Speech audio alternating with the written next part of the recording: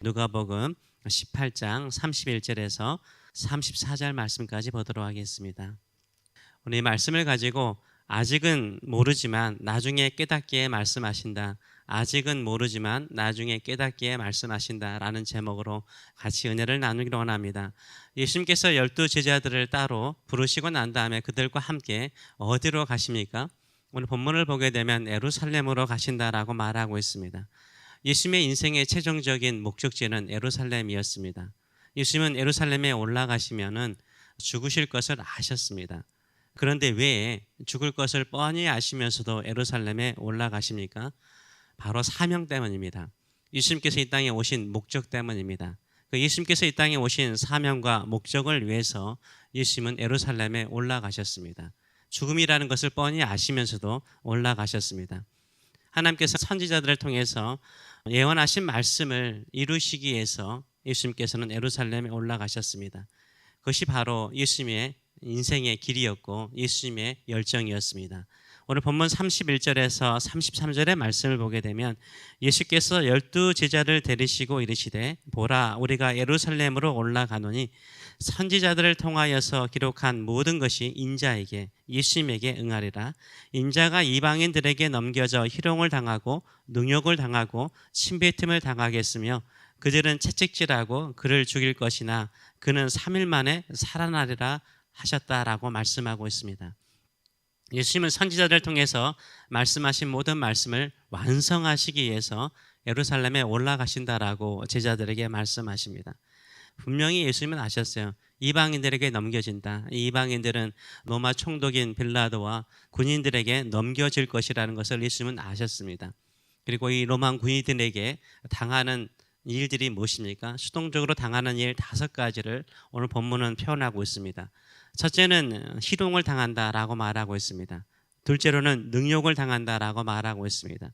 셋째로는 침뱉음을 당한다라고 말하고 있습니다. 넷째로는 채찍질을 당한다라고 말하고 있습니다. 다섯째 마지막은 뭡니까? 죽임을 당한다라고 말씀하고 있습니다. 예수님은 예루살렘에 올라가서요 능동적이 아니라 수동적으로 당하는 것입니다. 5가지를 당하는 거예요. 능력부터 시작해서 나중에는 죽으신다라고 말하고 있어요. 그러나 수동적으로 사람들에게 끌려서 죽지만 나중에는 3일 만에 살아나신다.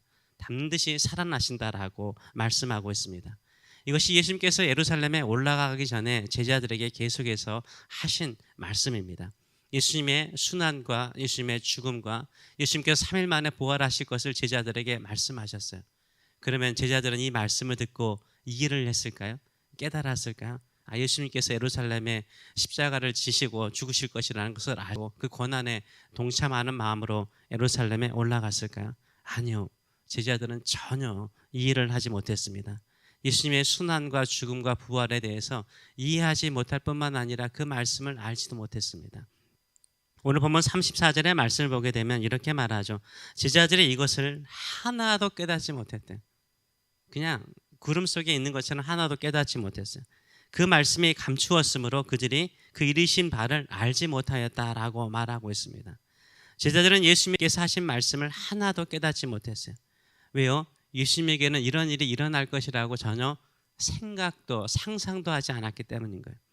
제자들은 예수님께서 수많은 기적을 행하시고 능력을 행하셨기 때문에 예루살렘에 올라가면 인간적인 왕이 될 것이라고 생각했어요. 그들은 예수님의 좌우편에 앉을 것만 생각하고 있었습니다.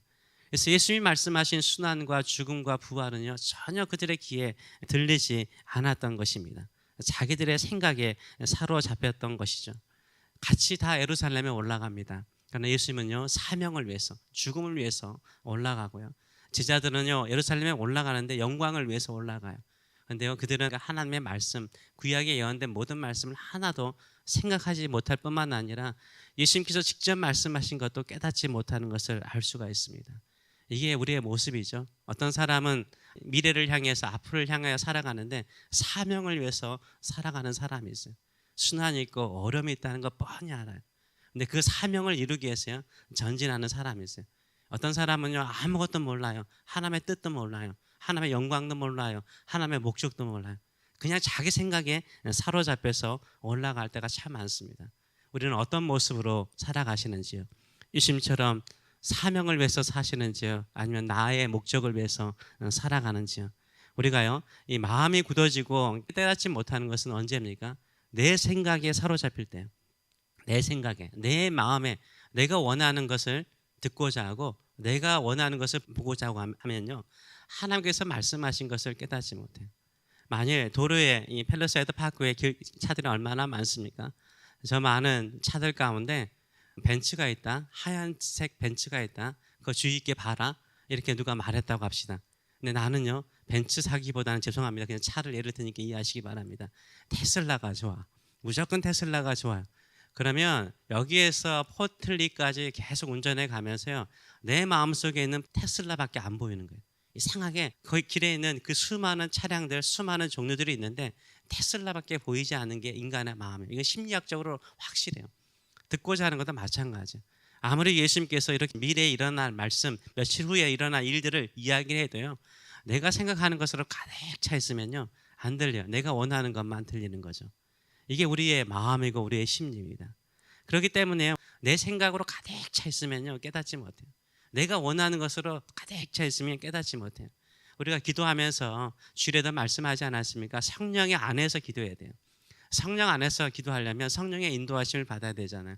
근데 내 것으로 가득 차 있어. 내가 원하는 것으로 가득 차 있어요.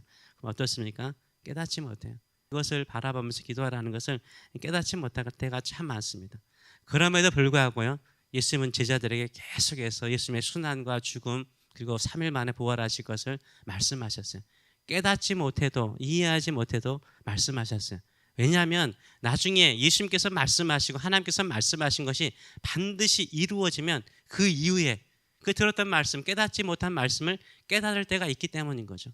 부모님들도 자녀들에게 물 조심해라, 불 조심하라 그러잖아요. 근데 나중에 물 때문에, 불 때문에 큰일이 일어나면서 그 아이들이 어떻습니까? 아, 우리 엄마가 물 조심하라 그랬는데, 불 조심하라 그랬는데, 그렇게 생각하잖아요. 예전에 우리 딸이 운전을 하는데 옛날에 가지고 있는 차량 가운데 요새는 그런 차량들이 많지 않습니까? 후방 카메라가 있어요.